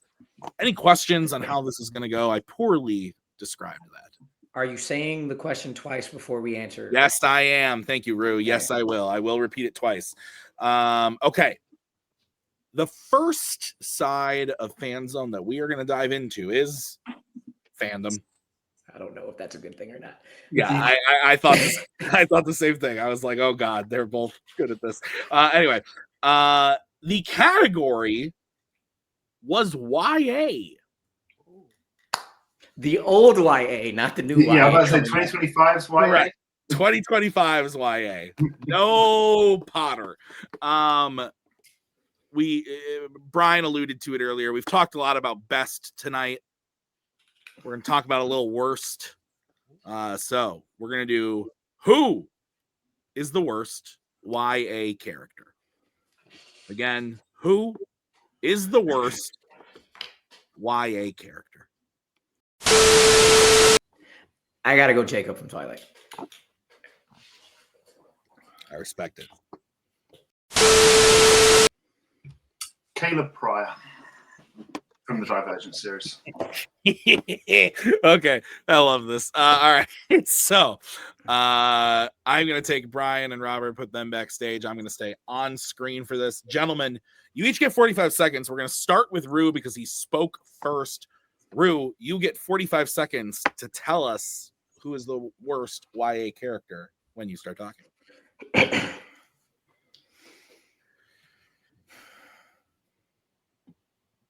There's something about Jacob from Twilight that makes me think that he is never his own character. He's always on the coattails of somebody, whether it's Bella, whether it's Father, whether it's the Pack, whether it's Renesmee, whether it's whatever he does, it's based off of somebody else and him wanting to be with or be attached to or be like someone else. He never does anything on his own. He's never interesting in any way for his own reasons and his own misgivings or flaws or strengths. Everything is about kissing Bella to try to get Bella, or connecting to Renesmee, or trying to fight Edward, or becoming a member of the Pack, or being mad because there's nothing there that you can think of that Jacob ever, good, bad, or evil, comes from himself. Caleb, while a snarky person, has his own mind and his own thoughts, and he's very interesting the way he goes back and forth. Time. Joe, 45 seconds on the clock for you.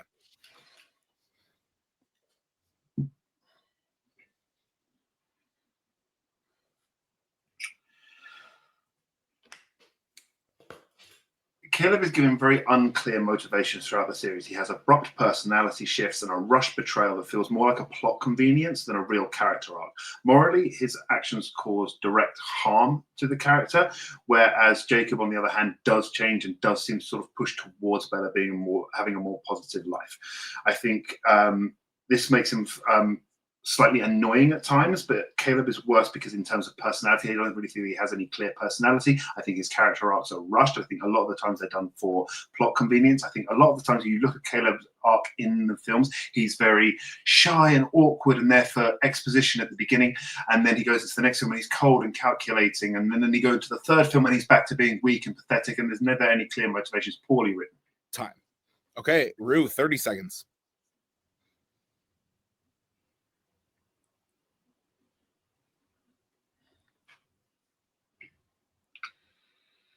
Caleb clearly wants to have power and survive, and he's the perfect antagonist you're reluctant to move along with. He's the first person to choose his own way and pick a new tribe or whatever in Divergent. Then he chose to be with Janine, and then when he got caught, he needed to survive, so he went back to his sisters like, please help me, please save me. Every motivation that he had was in order to get power or survive by choosing the wrong power, and while that's a bad person, it's a great character. I don't know what Jacob is as a person on his own in any way, shape, or form.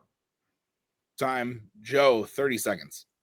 I think it's because Jacob doesn't understand who he is at the beginning. I think he has that romantic feelings for Bella, but of course, when he bonds with Renesmee towards the end, that's when he discovers who he truly is. I think Caleb never discovers who he truly is. I think he's poorly written. I think he's there as a plot convenience. I think he's there to push Triss along, but not in terms of what he does, just because of the actions that the writers give to him.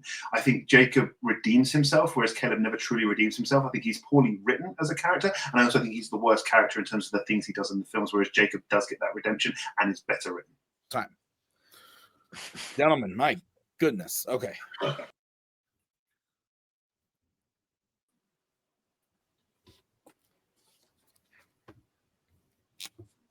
Not sure if I hate judging speedruns worse or participating in them. That's fair.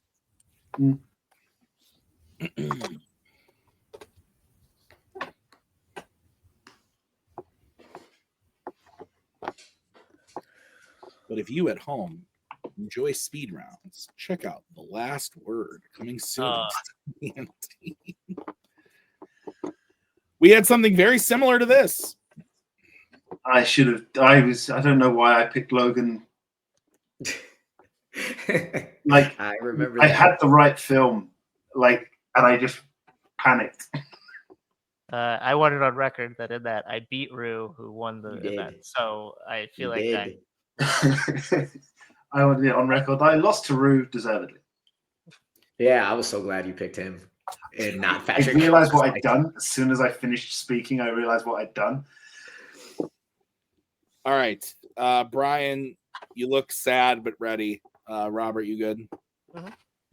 And Brian, I believe you're kicking this off. Yeah, not sad, just conflicted. I'm still not sure I'm happy with my choice. Yeah, speedruns kind of suck. Especially when they have so little time to explain to cover things, and yet this is probably the category where I would have needed the most explanation and context, because I've seen, I think, a Twilight film at some point, and I saw Divergence, but I barely remember them. So it's a little tough. I did end up going with Rue. I think while both of them made good cases for why I'm not watching these movies, I think that Rue at least made sound like Caleb was, interesting and at least had his motivations. And as he said, he's a bad person, but it's a good character. So I think that just tilted me in his direction. Robert, your thoughts? I do know about these movies, Brian, and I wish I didn't. But This is why I don't contribute. I'm sorry. Bill Carriola thinks Ansel Elgort and Miles Teller have the most punchable faces. So Divergent movies for him are the worst. So when Rue started, he posed a question that made me think, and I was like, yeah, I don't really know what Jacob does outside of being with Bella or being with Renesmee or being with, I don't really know. But he's a werewolf, so they're pack animals. So do they really have agency outside of themselves? I don't know. But he posed that question and it really made me think. Then Joe came in and he did put Caleb in a. I hate Caleb. Caleb's like the worst. I wish I could shoot him in both kneecaps and just watch him bleed out. But he's the worst. And he posed it in a way that made it seem like he's the worst, and that makes sense. But he didn't address the one clarifying question that Rue had, which was Jacob's not anything on his own, and Joe didn't address that. And Rue brought that back up again, and he outlined Caleb and what he's as a character. Then Joe said something that brought it all home for me. I went with a Farrelly Brothers production. I went with Joe when he said, well, Jacob doesn't really know who he is. And he really doesn't for a majority of those movies up until the point when he sort of is brought along into the Cullen landscape and is really kind of part of their family. And when he said that, along with the idea of that Caleb's going in and out, we don't really understand what's going on with him, that really drove it home for me. It was very I was with Rue up until the fact Joe said that, and then it brought it home for me for Joe. So I went with Joe. I hate this. Yeah, both of them suck. One of them is more entertaining suckage. I'll give it that. Taylor Lautner's bad, but and the character sucks, but he's more entertaining to watch. But that's not the question. And he used to be the fat kid in Ted. That's true. Don't you dare, Joe. No, this was good. I went with Joe. I agree with Robert. I thought Joe did a good job of kind of saying what Robert said. He doesn't know who he is. I thought that played really strong to Rue's main argument. And I thought the idea of what he said about Caleb, of him being just a plot device and constantly changing, making it frustrating to watch, it worked for me. I thought Rue did a good job, and like Robert said at the beginning, of kind of painting why Jacob is just kind of a confusing, what are you doing, my guy? Why is this dude here? Type of character. But I think Joe really sealed it in that last 30 seconds. It was this is a tough one, but it was good. And we're tied 3-3. So we're going to one more category. It's in general movies. The category, which before Joe got on, we were talking a bit tonight. Sports. Okay. Sports is the category. And the question is, what is... Oh, we're going back to best, by the way. Sorry, guys. What is the best feel-good sports movie? Again, Remember the Titans. Oh, I'm sorry. what I is forgot the you best did it feel-good twice. sports movie? No, you're good. That's Remember the Titans. I'm going there. Period. Sorry about that. No, you're good.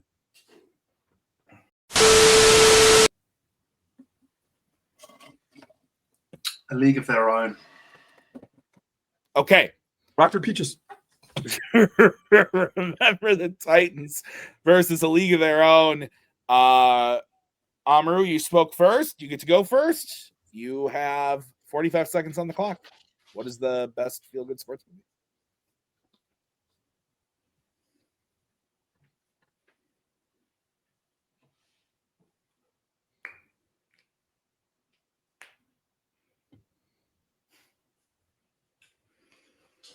You feel good about overcoming racism, enemies becoming friends, Boone loosening up to Yost, Sunshine learning the post, Rev scoring that final touchdown, Lastic passing the GOD, Yost making his daughter so proud of him, everybody coming together after Bertier's death, Bertier after getting in an accident, being able to do so many for so many people. There's so much to feel so good about it. Remember the Titans, that I don't have to explain the movie to you. You just pick anything that happens in that film and everything feels great and everybody comes together. A League of Their Own, what always makes me so sad is the shattered relationship between the main two characters, the sisters.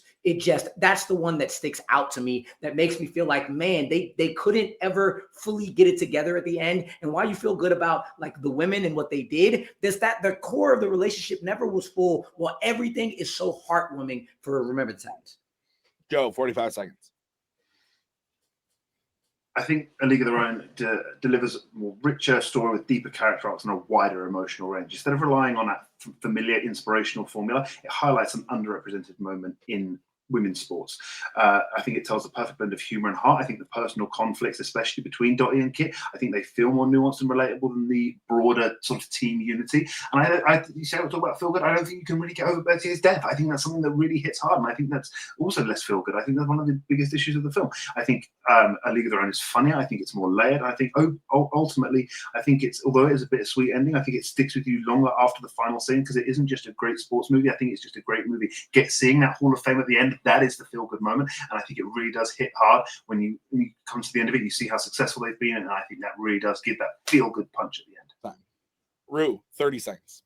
If you took all the racism outside of Remember the Titans and just worked on how all these enemies became friends and came together and did all that, you still have an absolutely nuanced, amazing, perfectly acted, perfectly cast, and overall feel-good movie. Not only is it the best, but it's also the best feel-good, while there's a League of Their Own. Oh, and don't forget, na na na na na na na na, the hope you feel when they're singing that after he leaves shows this hope after tragedy, after the tragedy of A League of Their Own, of them two breaking.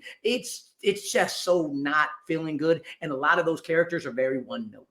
Time. Joe, 30 seconds. I think a lot of catchers Remember the Titans are one note. I think there's only a very few standouts in there. I still think it's very formulaic. I think you can sort of, you say you take out the racism and you still get that. I think you take out the sexism out of A League of Their Own, I think you still get that feel-good sports movie. Yes, there are personal conflicts, but seeing how they go off on their own, being in a league of their own and have those successes, I think that still makes you feel good. I think seeing those trials and tribulations and still having the success that comes at the end of that, I think that is what makes it feel good. I think it's a more unique historical setting. I think the emotional depth makes it more original. I think Remember the Titans just doesn't quite have that same balance. Time. Okay. Oh, man. Yeah, I could have taken 8 more minutes on that. Yeah.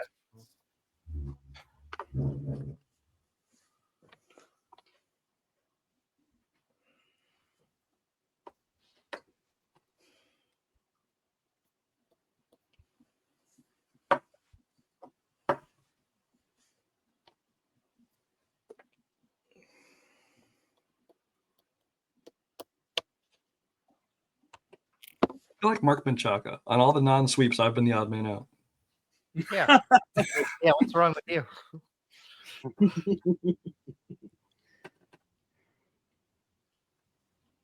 Honestly, when it happens to me, I feel like the worst. I'm like, why don't I see? Yeah. Did I miss something? Yeah. Makes me feel like an asshole. At least when when you're the odd man out, Brian, you're like, you two are fucking wrong. I thought it was this all the way. Oh, I have no problem giving my opinions. You know that. Yeah. Okay. You two look ready. This was good. Whole match was great. We've had a lot of great title matches, and I don't say that every time. So you can check the tape. This was truly one of the best. I thought this was really, really good. And when it heated up, like Robert said, it really did heat up. And it we turned it up to 11, and I loved it. So thank you guys. Yeah. Remember the Titans? Pretty obvious pick. Think A League of Their Own, also really great pick. Really great movie. Not one that immediately came to mind for me, but totally valid and works. And I think Joe did a really good job painting that picture. They both did. I think this came down to the attacks on the other one, because I thought that Joe painted the picture of A League of Their Own great, and Rue spoke about Remember the Titans, all the stuff, the teams. Like he listed out all the stuff that happens that makes you feel really good. So for me, it kind of came down to the knocks against, and I went with Rue. I couldn't get over Rue's talking about the split of the sisters. Now, I think that works to the movie's favor, and Joe, is that a true story, that movie? I think A League of Their Own. The specific sisters is made up, but the story of the Rock for Peaches is okay. That's fair. But I was gonna say, well, it's a pretty good story, but I'm like, if it was true, but anyway, I think that it works in the story's favor, and it still kind of makes you feel good. But the way that Rue was able to kind of capture in the limited amount of time the feel good nature of Remember the Titans really hit. And that was the one attack. I felt like every other attack was reciprocated really well. Like Rue's attack against not even attack, but like if you take out the racism, movie still works and is feel good. Joe, you take out the sexism, the movie still works and is good. But I think that attack on the sisters doesn't make you feel good the way that Rue said that stuck. I didn't really feel like there was a knock against it of equal value. It was tough. I thought this was really close. This is like a 49-51. Brian, your thoughts? Yeah, I mean, in most speed rounds, they spend more time pitching their own than attacking the others, which makes sense. Because I didn't think the attacks did a whole lot for me, so it came down to who pushed theirs the best. I'm going to get kicked out of Rockford for this. I did vote for Rue. For me, I think his opening was just so strong. He like went through every character and why they feel good and every character relationship and talked about how much there's so much to feel good. And you can just pick anything out of this movie and it makes you feel good. But then, the culmination of all of it together is just, it's the best feel good movie. And Joe obviously did a great job pitching his, but like I said, Rue was just so strong in his opening and then reinforced it in the second half. All right, Robert, your vote doesn't count. Where would you have gone away? Yes, third time. Ooh, I get it. All me. Yeah. So I think this debate could have really benefited from a general debate portion, because I think Rue came out with so much information, basically gave us the whole movie in like the first 45 seconds. Was crazy that he was able to like highlight every good thing about Remember the Titans in that. And then Joe put the inverse of that in the closing for him in even less time, which is just as impressive, even more impressive. He's able to do that with regards to, what A League of Their Own stands for and how it goes against the feel goodness of that, against the feel goodness of Remember the Titans. The debate, it's hard in the time, did sort of degenerate into like, what's a better movie at some points, as opposed to feel good movie. Joe did bring up the idea that Bertier's death is very hard. It's there's a death that lingers over the end part of that. But then Rue did come up with like hope after death, which you get that along with the idea of overcoming racism and all those things. yeah, I did also like Joe, like the end point was very feel good, but I didn't feel like there was enough explanation of how feel good it was for League of Their Own. So I went with Mr. Amaru Sky. You know that ELO song that Baby Groot dances to. So I also went with Ru. All right, well, that means your winner and still Fan Zone debate champion is Amaru Moses. We are going to go to post match, but before we do that, I want to get some final thoughts from Robert. Robert, what did you think about this match coming directly out of it? I like I said, I thought this was an all-timer. I thought this was really good. Both came to play. What did you think? Yeah, I thought it was incredible. Like sweeps on both sides. I imagine when we talk to Joe, he's gonna feel the worst about the idea that he got swept out of Bond. Like that's probably gonna be the thing that sticks in his craw the most of all this. Yeah. But like the way we were all voting, Joe had a lead in votes after the first three, and then it kind of snowed, and then Rue got the fourth one, and then so like Rue eventually overtook him with votes, but like so close. I'm so impressed with how Joe debates now. Like you can see an upward trajectory, and he's just been climbing all that way. But I think this is a story about Rue getting to the point he always wanted to get to the end of the year. We get to like New Year and resolutions and all that. And I think Rue did what he set out to do at the beginning of 2025. He's here. He's arrived. We're all in trouble. We're all in trouble because Rue's here to stay. Yeah, I mean that's fair. I agree. Let's go talk to the players, see how they're feeling. We'll start by talking to Joe. Joe, first things first, incredible match. Really, really good performance. And it feels like it's not your first time here in a title match, even though it is, because you've been clawing at it for so long. And obviously, like you're an all-timer in Fandom Fights, and we're going to see you later today in more fandom matches. So you're always itching at those belts and going for those belts. And so I think it just made sense that you were here and you put on such a good show. But that being all said, it is still your first time in a Fan Zone debate title match. So you've had plenty of experience in other matches, but this technically was your first experience in a Fan Zone title match. I think it went pretty well for a first time in a title match. It's taken, I think, pretty much every champion in this league multiple tries to get the belt eventually. I could be wrong about that, but what are your thoughts immediately coming out of it? Yeah, I thought it was great. Rue again came up with some points I hadn't quite planned for, especially in that Bond one. Thought he was going to go the mentor sort of way with it, which I had prepped a lot of takedowns for. Stupid theory that Bond is a code name. Fuck off with that shit. But he didn't. So he gets a bit of admiration from me for not pushing that stupid theory. Unfortunately, you look at feel-good sports movies, and there's only two really that I've seen multiple times, enough to do a quick, concise argument. One of those is Remember the Titans, and the other one is Rocky, which I couldn't use because it's fandom. So it is what it is. I've seen The League of Their Own. I know it's feel-good. I did what I could with it. Sports would have been something I'd like to have prepped. Dems the breaks in a speed round. It's the luck of the draw. That being said, Rue still crushed the argument, which he did, and I kind of knew where it was going because, again, he was able to reference specific points, specific plot points, specific moments that make you feel good. So I can't fault it. I got a nickname from Robert twice. That makes me happy. That's fair. Very happy. Well, 3 times. Sorry, I was thinking of the original. Sorry, the in the main bulk of it. And yeah, it was good.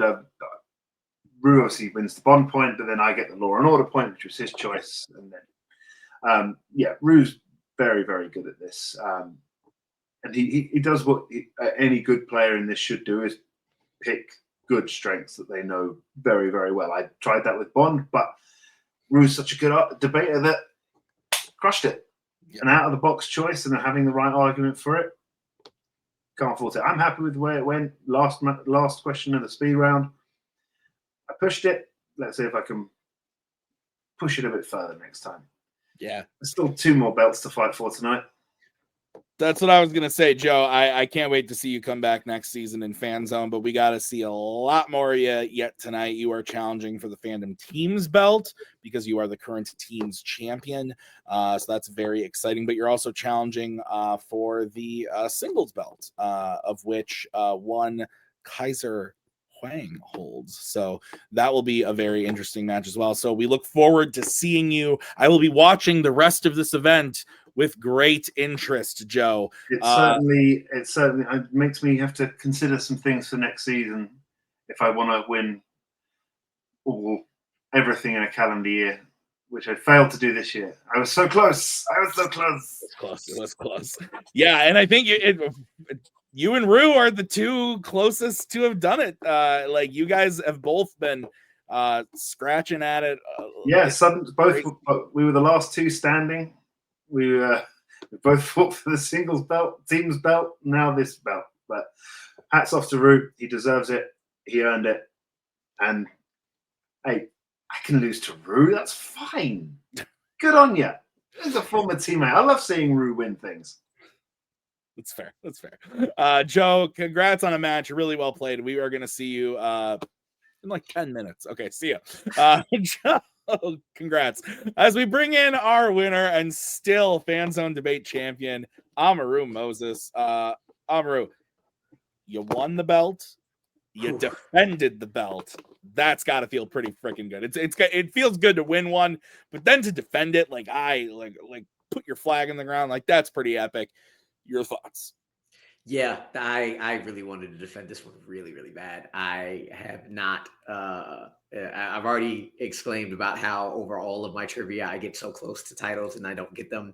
And then when I get them, I don't defend them. So I'm very, very happy about this. Joe absolutely killed it. It low-key went like worst case scenario, what I thought might happen. The rounds I thought I had the weakest arguments, or like he had the best debates against me for, he won. I also was very scared at the end of the Sanaa Lathan question. I was actually very surprised I got a sweep. I was at the end of that like, shit, he did a really good job and I might lose this one. Luckily, I did not. And yeah, I'm so happy to have played Joe and that he did so damn well. I'm happier that I won, of course, but he's such a good debater, just such a good competitor, period. My Demolition Man teammate, appreciate you. Love you, boy. I am also very happy that I continue to provide this channel with the blackest ass shit this will ever see anytime I'm on screen. That was my goal, was to make this black as hell, and I did, and I'm gonna continue to do it every time I'm in this title match, as long as I hold the belt, and I'm very happy about it. Rue, I don't know what's next for you because, well, I haven't written the schedule for next year yet, but you're gonna play someone, I would assume, because I'm assuming you're holding on to this belt. You're not going to drop it. Yes, I'm not dropping this. Great, perfect. Okay, so we'll see you next year. And at the beginning of the year, we're going to have the last word 2026. It's going to happen again. You're going to have a challenger come out of that. So that's going to be super exciting. You won that event famously, our first time doing that event this year. So that was really exciting. So I'm looking forward to seeing what you do next. I think it's an interesting spot that you're put in now because there's lots of people that are available and up for the running that, like, when I would say to Kirk, like, who do you want to play? It's like, he's played everybody. You haven't played everybody, but also I think you would, correct me if I'm wrong, there might be some rematches that you would be interested in having too. So I know you like to play new people, but I feel like maybe you could slap some other people around a bit too. I don't know. So there's lots of options for you. Someone new, someone old. And I don't mean like Kirk. I just mean I'm coming for him. Yeah.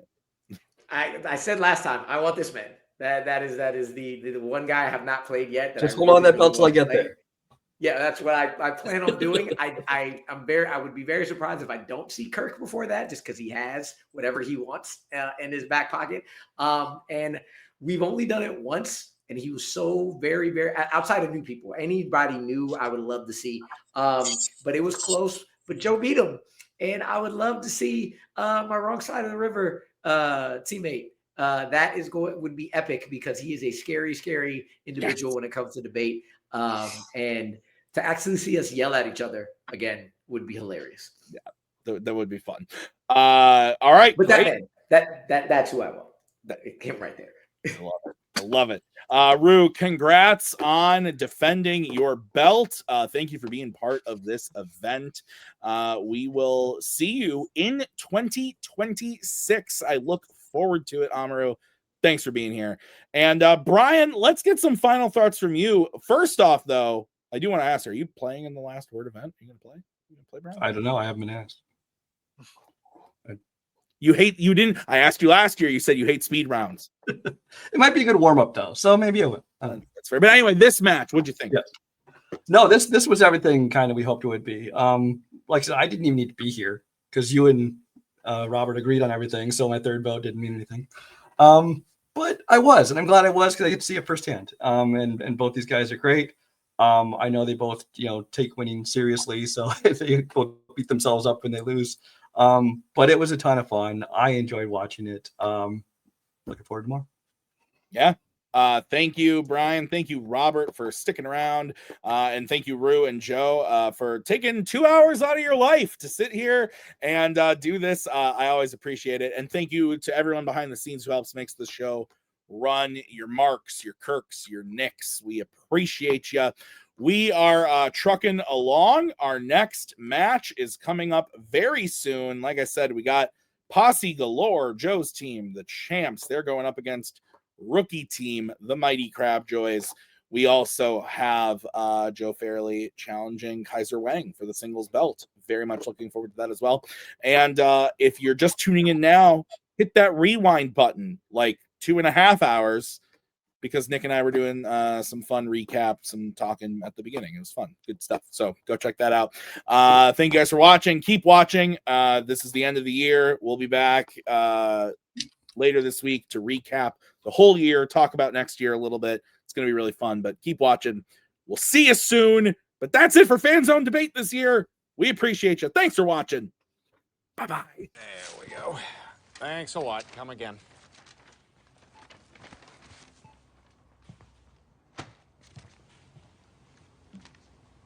Hey, I won't forget what you've done for me here today. I would prefer that you do.